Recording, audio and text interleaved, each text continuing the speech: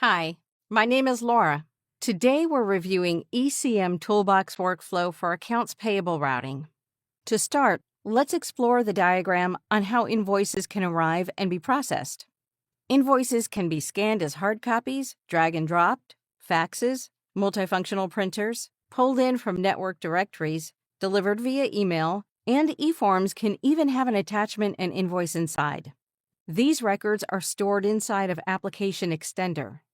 Workflow receives these records and routes them to different individuals or a specific individual for review and approval.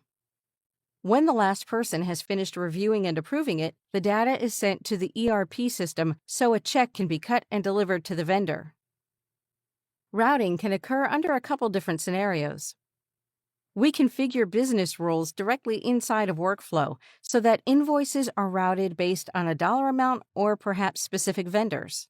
We can set up a chain of individuals to review the invoices. This allows individual invoices that are grouped together, perhaps vendors that begin with A and vendors that end with B, are routed to a set group of people. Bob, Tom, Kathy will review and approve those. We can also allow invoices to be routed on an ad hoc basis so a person can look at invoices and decide that they want to send it to Joe for review and approval. Let's go to the system and see how this works. So we're going to start off with first level of review, Nicole Rich. She's processing invoices and her level of queues is invoice 20s. Her processing level is 20 invoice routing. She has 2 more invoices to process. She selects the CDM one, takes ownership, and starts the process to record. When Nicole opens up the workflow task, she'll see ApplicationXtender with the invoice inside here. On the right-hand side, she sees comments. Note that she's already spoken to the vendor once. If she wanted to add more comments, then she can add them down here. At the bottom is a listing of the actual index values that were already captured when this invoice was scanned. What I want to do now is assign general ledger information for this particular invoice. I'm going to assign it to the first level. It will be Human Resources, and I will give it a project number, project name, GL code, and allocate $10,000 against it.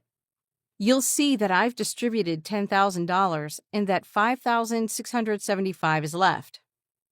The next department that's going to receive allocation for this will be marketing. I will move to that row and choose a project number, and you'll see once I type in the project number, the database automatically pulls in the project name. I will do the same with the GL code, and then I'll assign out the remaining dollars, $5,675. So now I have $0 remaining. Okay, I'm going to approve this. Nicole had 2 invoices. Now she has 1 invoice processed.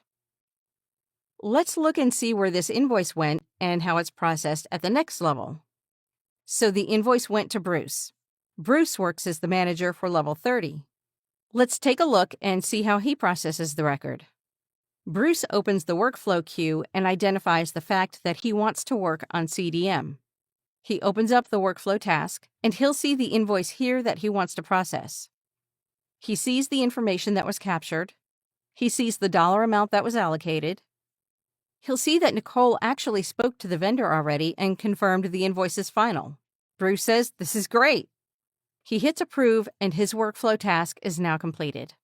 Let's take a look and see what an invoice looks like after it's been processed. Here, we're looking directly inside of ApplicationXtender. And what we do see is that after the check was cut, we received that information back. So the invoice was automatically annotated, and the check number and the check date has been added to ApplicationXtender so that people can see the invoice status and print or email if desired. I can also go and take a look at the history, so I can see the record information that will show me who's viewed the record inside of ApplicationXtender, and I can look at the workflow history itself. If I want to, I can see who did the review and approval. I see that Richard Smith was the last level. He completed it and the workflow was done. I think you'll see that the APM module for ECM Toolbox is very powerful. The fact that we can send that information directly to an ERP system for the checks to be cut is very beneficial. I want to thank you today for reviewing ECM Toolbox Accounts Payable module. If you have any questions, please reach out to us. We hope to talk to you soon. Thank you.